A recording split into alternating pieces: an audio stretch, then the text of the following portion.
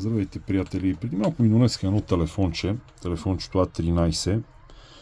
Човека го е спуснал във вода, слага го е в ориз и така нататък и е чакал една седмица. Когато изпуснете някакво електронно устройство във вода, не го чакайте една седмица, не го слагайте в ориз и във всякакви други такива неща. Това са абсолютни глупости. Занесете го в първия възможен сервис, за да има някакъв шанс устройството ви да бъде почистено и да бъде функционално след това. Просто човек е чакал, стоял една седмица телефона в ориз и всичко е унищожено. В такъв смисъл всичко е в ръжда.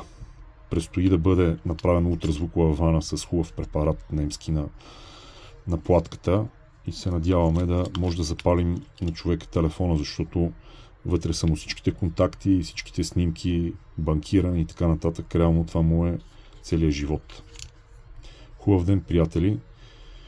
Просто знайте, в момента, в който намоклите нещо, тичайте в първия възможен сервис да го отворят, да го подсушат професионално и да го почистят професионално. Хубав ден!